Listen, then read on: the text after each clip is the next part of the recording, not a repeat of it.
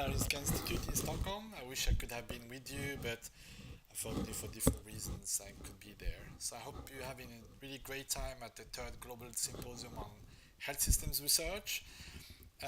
During this session, the focus will be a lot on building capacity with a focus on e-learning. So this is what I'm going to talk about, and hopefully you will have some interesting ideas and questions to the panel. My name is Nabil Zari. I'm associate professor. I'm also the director of a center called the Center for Learning and Knowledge, which is a center that gathers all initiatives around the development of education in healthcare. I will specifically focus on this. You've been probably heard about it, about massive open online courses, and I think not just talking about this, but rather kind of share our experiences around it. KEI is a member of a consortium called edX, and it's originally created by Harvard MIT, but it's very much international at this stage, where a lot of activities around the MOOCs and around creating interactive online classes for all type of education, and really the focus for the people involved in edX is to provide high quality education. edX, if you think about it in relation to all the type of MOOC delivery platform or initiatives, I would say the main difference, take-home message here, is that it has overarching goals, and those are really clearly in relation to this session, is to expand access to education for everyone, but also have an impact on the ongoing healthcare education that happens in here on campus, but it can be at the workplace, but also using these kind of activities as having it research driven. So looking at the data, trying to find better ways of learning, of increasing competency. The second part of it that is kind of interesting is the non-profit idea, is that the platform delivering edX courses, MOOC courses, is open source, and you could use it, install it at your own organization. There are a lot of collaborative initiatives ongoing at edX, and there is also, of course, the drive to kind of find a financial sustainable model, which is the thing the partners are working on.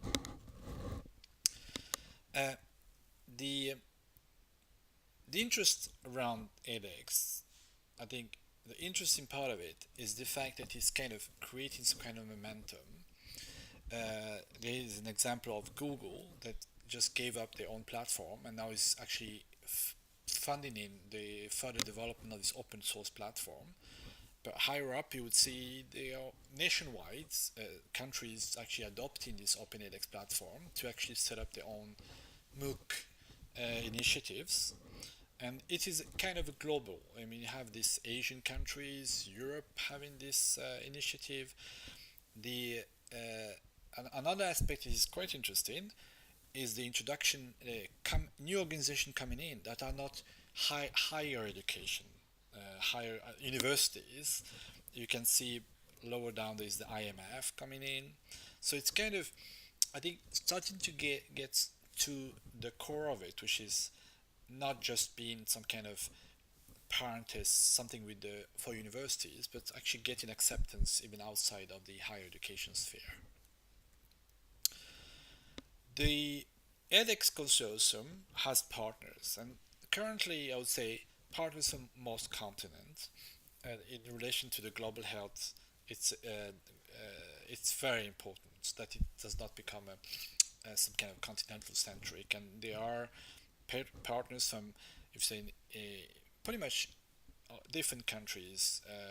Here you see the original MIT Harvard, and then some US partners, European partners, where Karolinska is one of them, Asian partners from China, South Korea, Japan, India, and more.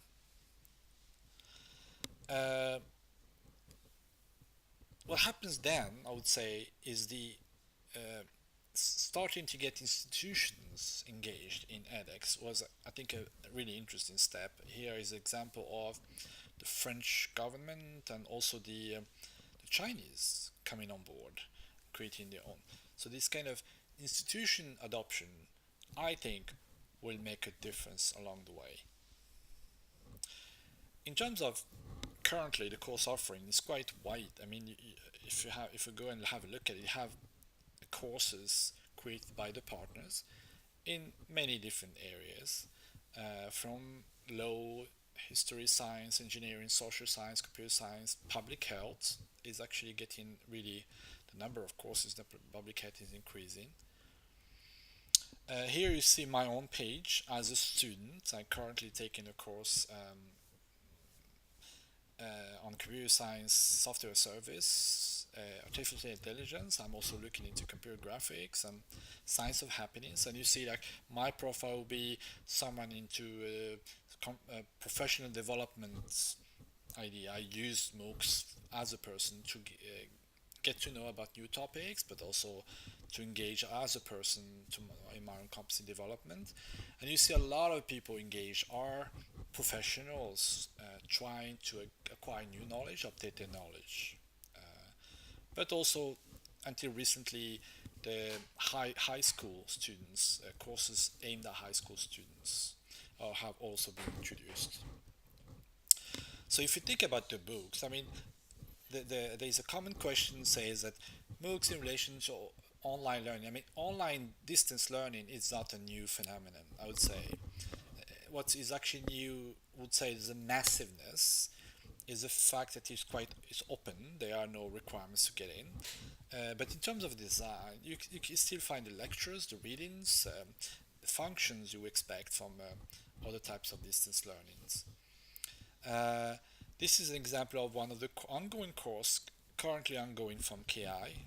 Our initiative is called KIX. This is a course on statistics, and this is a typical example of what we call lecturelets videos, usually very attractive, very engaging, that are quite appealing actually, and for the MOOC participants.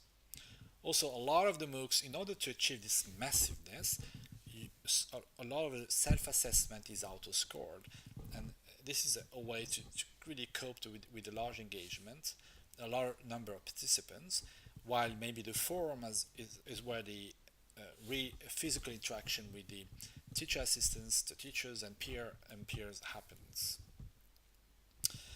A lot of analytics on the back end, and if you remember, I referred to the fact that research can be ongoing, but it's also a very nice monitoring tool to see the progress in terms of participation and how far they've achieved in the course. At KI, this is we started like a year and a half ago, I would say, and what we've chosen, you see, when you create this capacity building, when you use MOOCs as a model for capacity building, there are different ways. We've chosen to have really keep the faculty, the people developing the courses at the center. We created a competition where we had an open bottom-up approach where faculty could propose courses, and then through a selective process ended up with the first four, as we call them.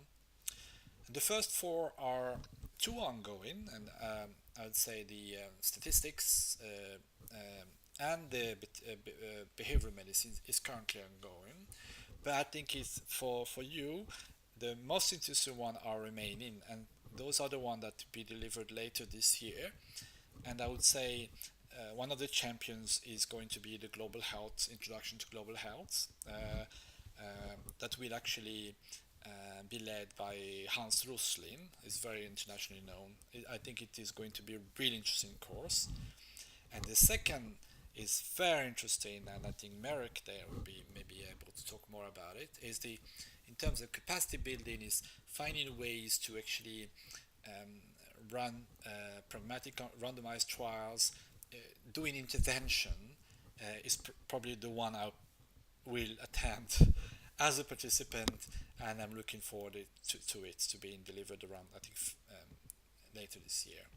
So you're welcome to join us. This is the link to the course page for KIX, and you're welcome to look at the offering from the others.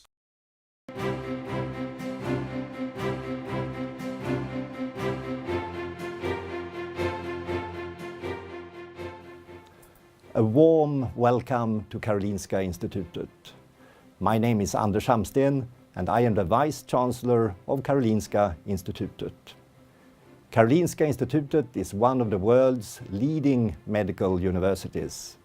Our mission is to contribute to the improvement of human health through research and education. Since 1901, the Nobel Assembly at Karolinska Institutet has selected the Nobel laureates in physiology or medicine. KI is dedicated to excellence in teaching, learning and research in life and care sciences, medicine and public health. The open online courses provided by edX are a great opportunity for you to acquire new knowledge and skills at your own pace.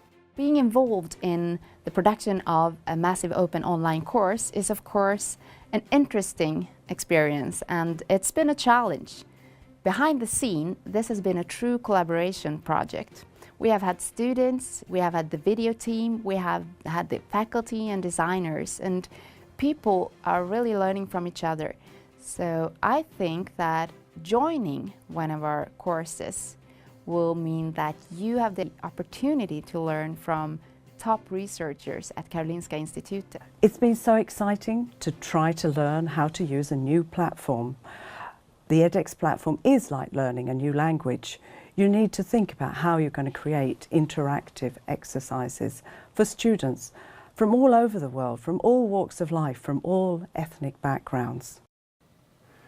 I do hope that you will find this open online course interesting and useful. Good luck with your studies and very many thanks for choosing a course from Karolinska Institutet.